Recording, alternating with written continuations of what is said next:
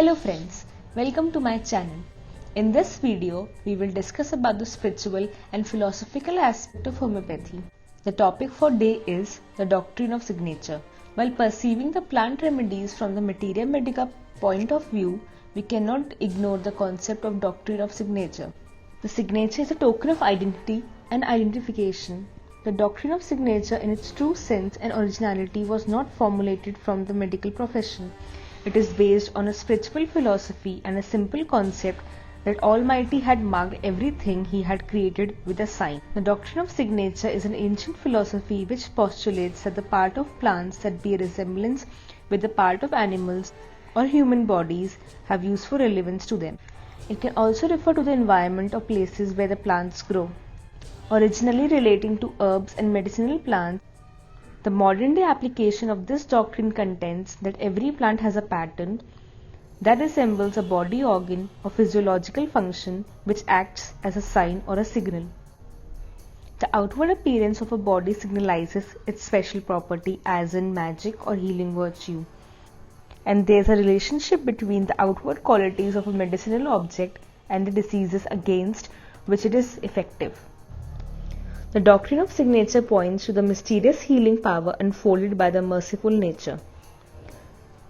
Dr. Edmund de Pellegrino wrote, "The doctrine of signature is one of the first and most significant works of our time to show how closely connected the liberal arts are to the clinical medicine. It is seminal work in the recent history of philosophy of medicine, a field that is enjoying a renaissance throughout the world today." Let us discuss some examples. A sliced carrot looks like the human eye. The pupil, iris, the radiating lines looks like the human eye. And the present science does support its role in improving the blood supply of the eye and the vision.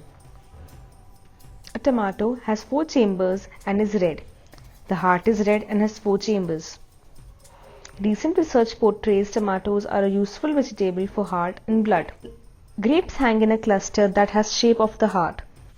Each grape looks like a blood cell, and it is well proved fact that grapes are good for heart and acts as a blood vitalizer. A walnut looks like a little brain. Even the wrinkles or folds on the nut are just like neocortex. We are now aware of the fact that walnuts help in development of over 3 dozen neurotransmitters essential for normal neurological functioning. Kidney beans actually heal and help in maintaining the kidney function, and surprisingly they look exactly like human kidneys. Celery, bok choy, rhubarb and more look just like bones. These foods specifically target bone strength. Bones are 23% sodium and these foods are 23% sodium. If you don't have enough sodium in your diet, the body pulls it from the bones, making them weak. These foods replenish the skeletal needs of the body. Eggplant, avocados and pears are related to the normal functions of the uterus and cervix of the female. They look just like these organs. It has been postulated by research that when a woman eats 1 avocado a week, it balances hormones, sheds unwanted birth weight, and prevents cervical cancers. And the striking similarity is that it takes exactly 9 months to grow avocado from blossom to a ripened fruit. There are over 14,000 phytolytic chemical constituents of nutrition in each one of these foods. Modern science has only studied and named about 141 of them. Figs are full of seeds and hang in 2 when they grow. They increase the count of motility of male sperm and also improve the overall fertility of the male. Sweet potatoes look like pancreas and actually balance the glycemic index of diabetes. Olives assist the health and function of the ovaries. Grapefruits, oranges and other citrus fruits look just like the mammary glands of the female and actually improve the health of the breast and its lymphatic circulations.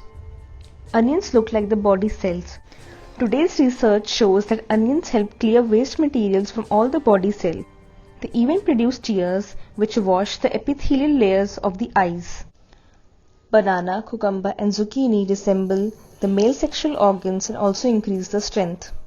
Peanuts have a profound effect on the testicles and sexual libido. Peanuts were banned as a food for males by the church often during the Middle Ages. Most of us are unaware about the fact that arginine, which is the main product of Viagra, is extracted from peanuts. Does the memory of previous plant characters remain in the form of signature, which a person expresses in his manifestations? However, we should also know the limitations of the application of the doctrine of signature. It does not tell the whole story about a plant.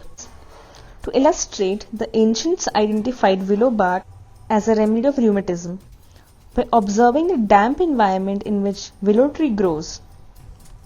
Willow bark contains, as we now know, as aspirin, but the doctrine of signature failed to identify many other potential medical uses of aspirin. Furthermore, the doctrine of signature tells us nothing about the proper preparation and uses of herb, the proper dose, and the possible interactions or interference between multiple herbal remedies. In a similar way, doctrine of signature cannot explain the whole theme of a remedy. The doctrine has a limited scope of application because a remedy has a deeper action on multiple planes. Effects of a remedy are beyond the reach of doctrine of medicine. Thank you. Best wishes for your health.